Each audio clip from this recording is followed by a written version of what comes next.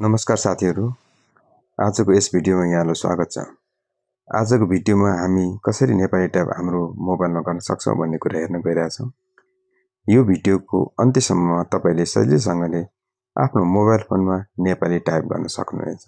यो भिडियोलाई like, share र कमेन्ट गरिदिनु होला र यस्तै अरु भिडियोहरू हेर्न चाहनुहुन्छ भने हाम्रो च्यानललाई सब्स्क्राइब गरिदिनु होला।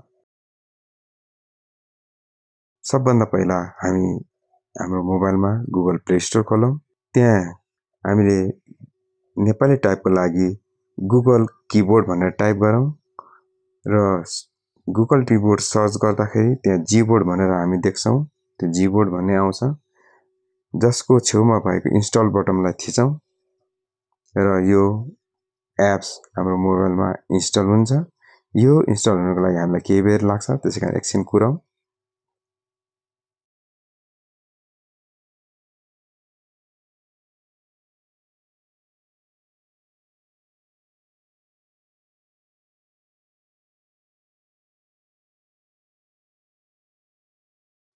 केही समयपछि त्यो ठाउँमा ओपन भन्ने बटन आउँछ।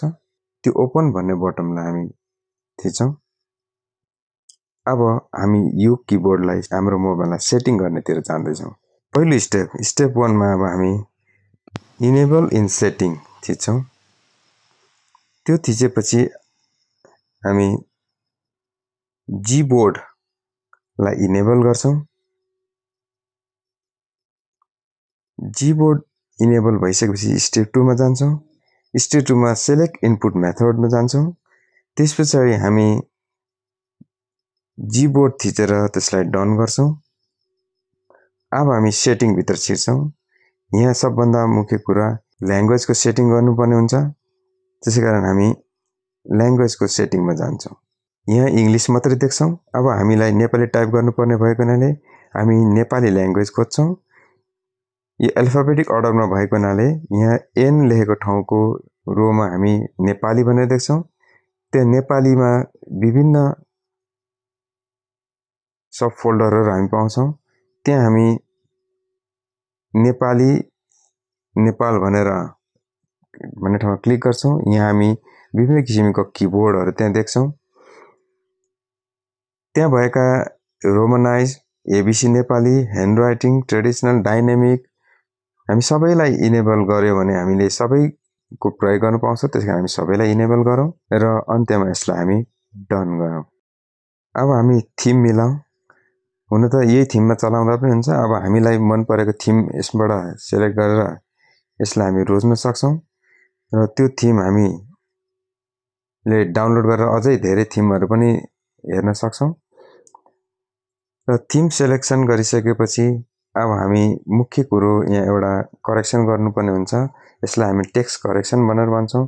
कहिलेकाहीँ अब हामीले टाइप गरेको कुरा एउटा टाइप गर्दा अर्को अटो करेक्ट नहोस् भन्नको लागि अब हामी यो अटो करेक्सनमा जान्छौं। यसको लागि हामी टेक्स्ट करेक्सन भित्र जान्छौं। टेक्स्ट करेक्सनमा अटो करेक्सन हुन्छ। अटो करेक्सन इनेबल छ भने त्यसलाई हामी डिसेबल गरिदिन्छौं। अरु कुराहरुलाई हामी खासै बनाइराख्नु पर्दैन। कीबोर्डको तल्लो भागमा बायाँपट्टि पृथ्वी जस्तो आकार भएको अथवा ल्याङ्ग्वेज भनेर बुझ्छौं यसलाई, त्यहाँ हामी क्लिक गर्छौं। प्रत्येक क्लिकमा हामी प्रत्येक विभिन्न हामीले इन्स्टल गरेका कीबोर्डहरू हामी त्यहाँ देख्छौं। हामीले इंग्लिशमा टाइप गर्नु भनेको छ भने इंग्लिशमा गर्छौं, भने नेपालीमा टाइप गर्नु मन परेको बेलामा हामी नेपाली टाइप गर्छौं र नेपाली टाइप गर्दाखेरि पनि हामीले थिचेर पनि गर्न सक्छौं भने यसलाई औंलाले लेखेर पनि नेपाली टाइप गर्न सक्छौं। यो भिडियोलाई अन्तसम्म हेरेर हामीलाई साथ दिनुहुने सम्पूर्ण साथीहरूलाई पुनः धन्यवाद दिन चाहन्छु। धन्यवाद।